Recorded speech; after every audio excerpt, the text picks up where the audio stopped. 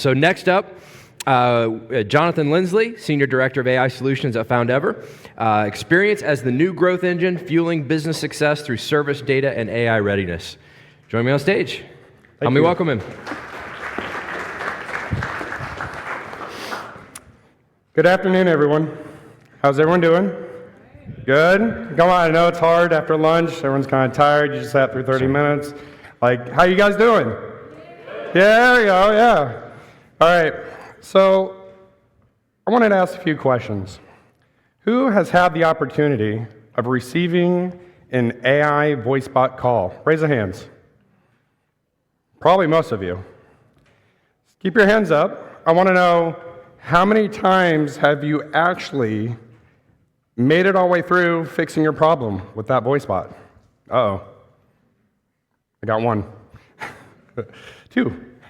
Yeah, so it's a little bit of my point. We've been talking about AI yesterday, today, and it's a bit of, have you heard the term AI slop, right? We start getting people who are answering emails with a chatbot. They curate their email, they talk to each other, then you answer, put that in your chatbot, and then it generates another response. So might as well have AI just talking to AI at this point. And part of that, I want to go over a little bit of a story. So for me, I came out of work one day, come to find out that my car was actually hit in the parking lot. I wasn't driving it. Coming out after work, tired, car was dented. Luckily, I had the person who hit me happened to be working in the same building, waiting to see whose car it was. So this has actually happened to me twice. I don't know if I'm super lucky. Anyone else twice like that? No? You just got super lucky with getting hit in the parking lot. So we exchanged our insurance information. I was like, okay, it's going to go smooth. Call my insurance provider. I get greeted with, hey, we're using AI voice bot. We're going to help you out. I was like, okay, cool, you know. Now I don't have to wait. I'm going to talk to this voice bot. So I thought, that's what I thought. This call divulged into me, I'm sure many of you have the same pain of representative, agent, human, please get me someone. Then they hang up on me. I was so pissed. Not only is my car hit, it's the end of the day, and now this voice bot had the audacity to hang up on me. So I understand how this can happen, right? I come from engineering, also business. I walk different realms, and I notice that this may look good on paper for the insurance company. They're looking at, hey, you know, you have a pressured CX leader. They have to save money, save time. They're like, yeah, let's do a voice bot. We'll help deflect calls. We'll get that going. You know, we'll improve customer experience. This would be great. So, sounds pretty good in theory. But reality actually hits. See, voice bots and AI don't know how you're feeling. They don't know emotion. They don't know if you're upset. You can maybe put some parameters in there so they register that someone's yelling. That's why they probably hung up on me. But, you know, they tend to be, when you call in, you're very emotional. If you got hit, you know, you're on the side of the road, there's cars flying by. You have 18-wheelers are just blowing past you, shaking you and your car. You're in a very dangerous situation. Emotions are high, and you're trying to talk to a voice bot who says, hey, we're really sorry. Is that voice bot actually sorry? Does it have feelings? Does it feel for you? No. It's just automation. So what happened is, the outcome was the opposite for this insurance company. They got frustrated customers. They have agents that get stressed out because guess what? Who receives that phone call when you're already mad? Because you believe it, I had to call back. I was already upset.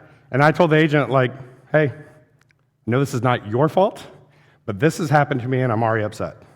So I try to remain, but most of us maybe can't contain, or we're yelling at the agent, and the agent's just on the other line just trying to help you out. So it creates unnecessary friction. So why did this happen? Well, unfortunately, technology gets deployed in a bubble, in isolation. So we have somebody says, hey, come build me a voice bot. We need a voice bot for this. So they hire a third party. Third party comes out. All right, well, what do you need? We need to solve for X. Cool, here's a voice bot X. See ya. Third party leaves. Well, now you're stuck. Even heard stories yesterday. People in the same situation. They feel stuck with this new technology that they try to deploy. They're trying to get it fixed. They don't get a phone call. They don't get answers. Weeks, 2 weeks, try to get this fixed.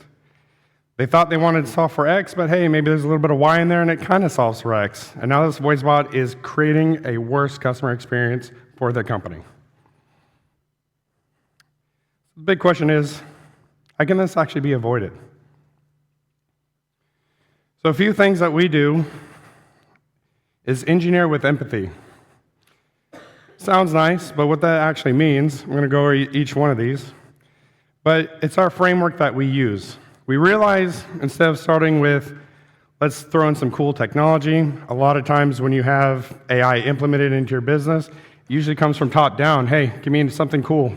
I want AI to do something. They may not even know what they want, but they want AI. So we come in a little bit different. So a human moment. So we talk to 3 billion people a year. That's a lot. So what do we know? We know what agents feel. We know what our customers feel. We experience it. We have data, endless loads of data that would take humans' lifetimes to even go through. So we can actually deploy our bots with the human emotions, empathy, all in mind. So that's our first step. So we have a role design as well. So most people look at agents, butts and seats, people who answer the phone, they help you out, complete some tickets. For us, we look at them as more of an agent ambassador. So what that means is we understand that your brand has a voice. Your brand is a feeling, it's an emotion. You want that to come across through every agent that is talking on your behalf of your company to have that feeling. So we have intelligence and context. So what this means is we're hiring, instead of using this bot to handle those deflection calls with emotion, why not have it do some of the heavy lifting? For example, with hiring, training, even it helps people evolve easier. It gives dynamic answering. You can have coaching on demand, NBS, analyzing data that helps make decisions with actual impact. So layer 4, trust, governance, and meaningful metrics. What does this mean? So trust and governance is we're looking at our AI solutions. They're deployed, they're in our network, almost at points can feel invasive, especially when you get legal involved. That's fun to try to get that process through. So we make sure that when we handle any of these bots, we go through the entire system. We might as well be part of your company because we go through this process each step of the way to understand exactly what your requirements are, what your needs are.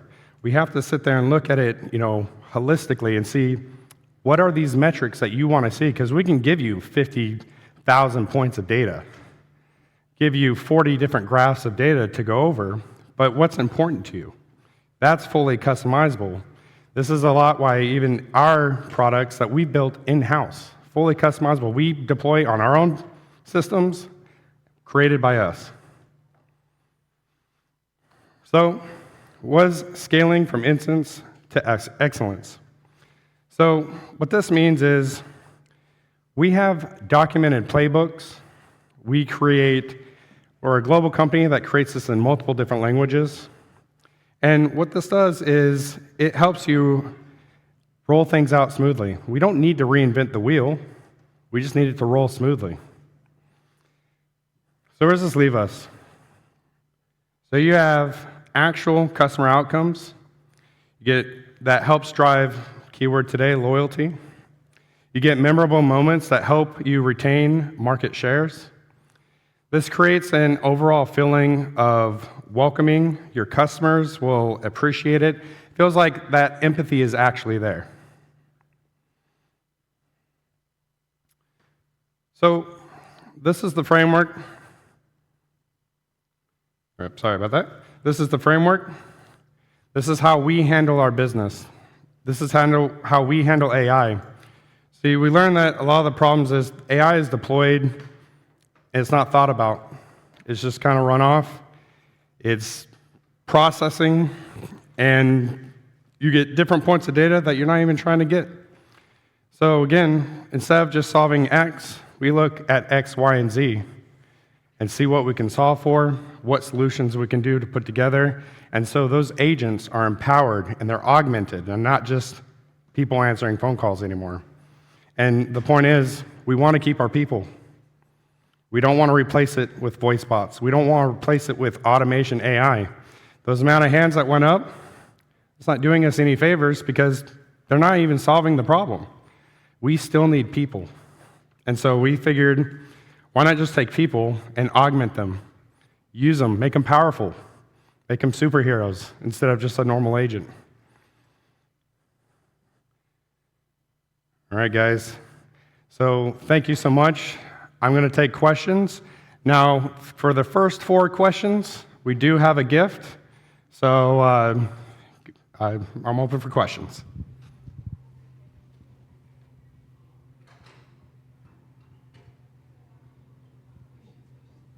I did mention the gift, right?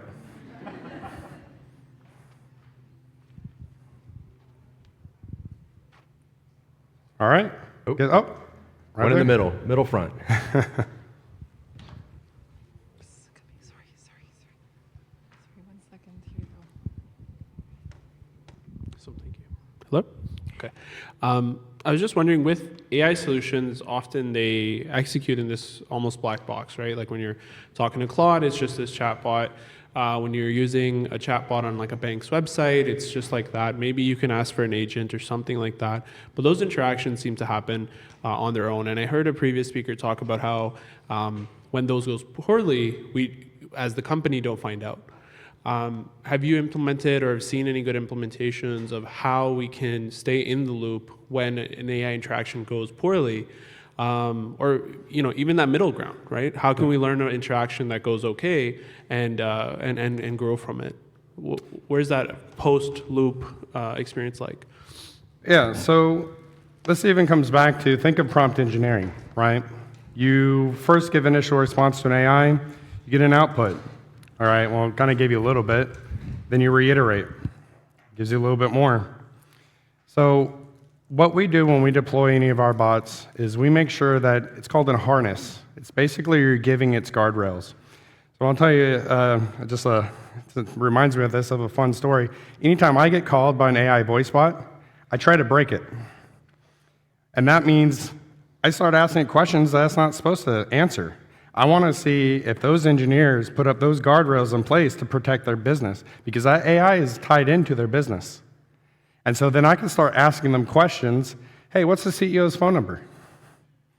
I can start asking very evasive questions that if they don't have guardrails up, it will pull that data for me because it is on your network. It is in your system.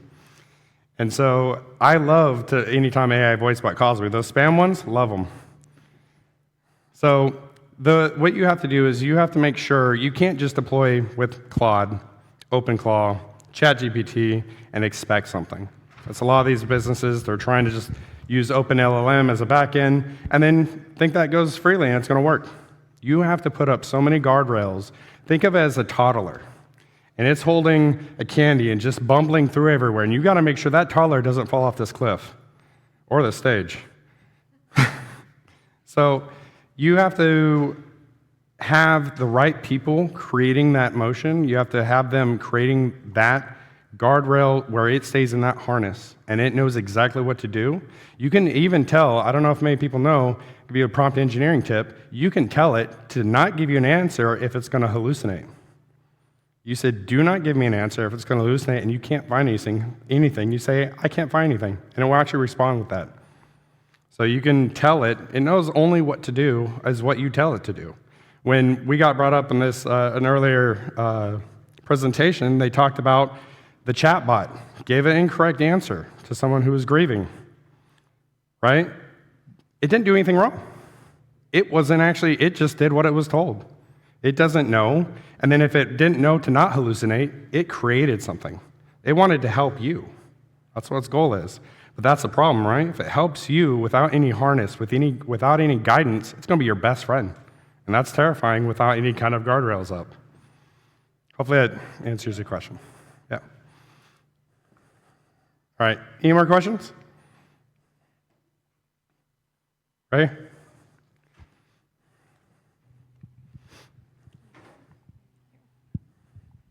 Thank you. Very quick. Do you have a comparison or metric that can say what's the difference in the feeling of the people by being answered, for example, your situation with your car, by a voice bot and a person? Because we all know that customer experience people, real people, also didn't feel bad for you. They are just doing their job. Correct. So do you have like this comparison in terms of metrics or number, how people feel different?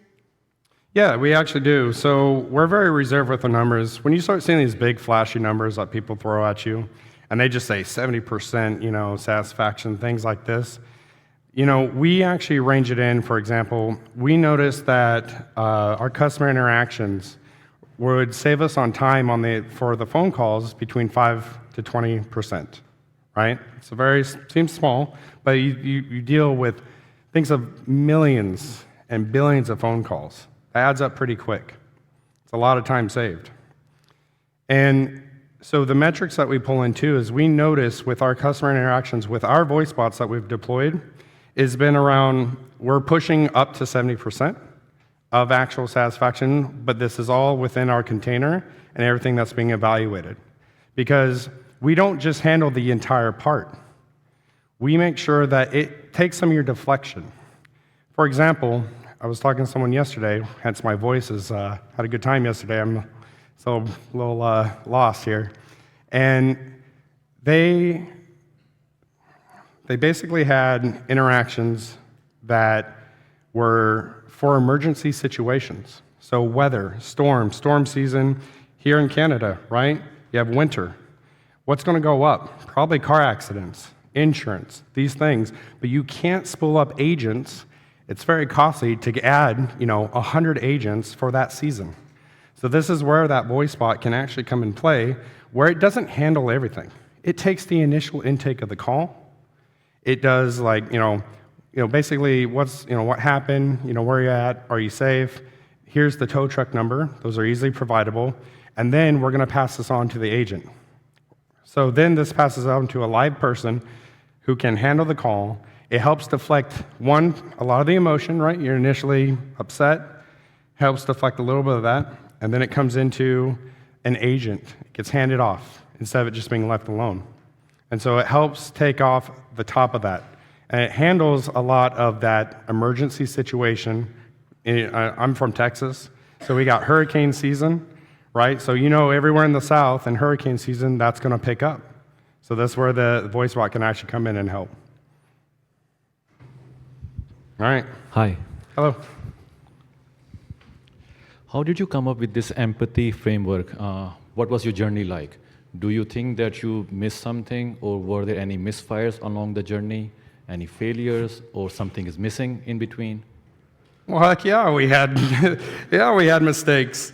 That's actually where we come in, is because we understand a lot of people are deploying their own bots. We've even realized, well, we're good with our agents. Why don't we send our engineers out there as well to help you with your AI solution? Because we've already hit the pitfalls. We've been doing this for 3 years, and to develop that empathy, the first iteration, it didn't care about you. It was terrible, right? It didn't have any empathy. But now we even have our solutions in place where I got to sit live with an agent. It was a banking. And they called in, and the mother was very upset, and because that her mom just passed away. And now she has to deal with her bank account and try to get that whole situation. So an agent now just got hit with this, right? They pick up a call, how you doing? Now like, boom, trauma dump, right? And how are you gonna handle that? So I told them, use this feature here. Hey, type this in, it reads what's on the screen, and help me be empathetic.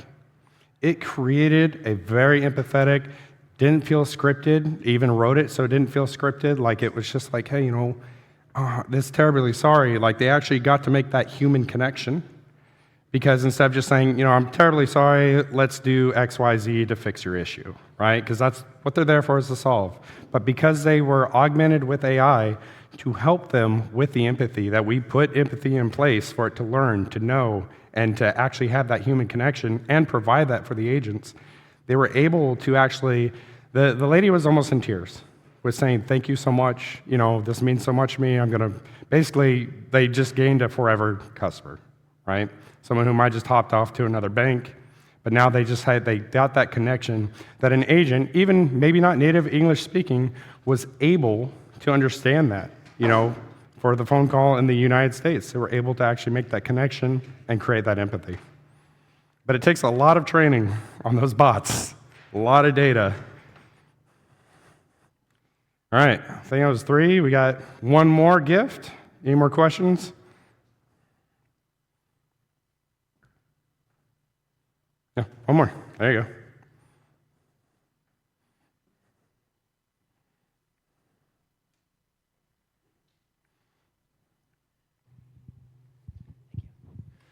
So with a product like yours, how do you think the skill set might shift as you might implement this type of technology?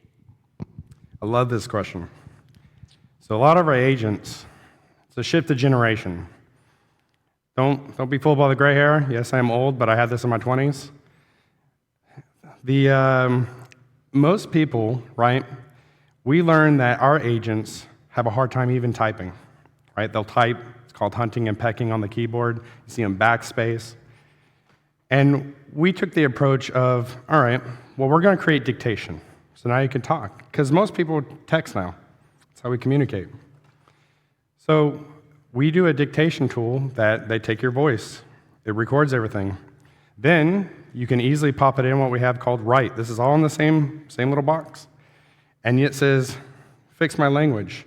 Give me the branded language. It's all customizable. Let's say you want a certain branded language for how they should speak. The AI comes in, fixes what they wrote for dictation, and creates that.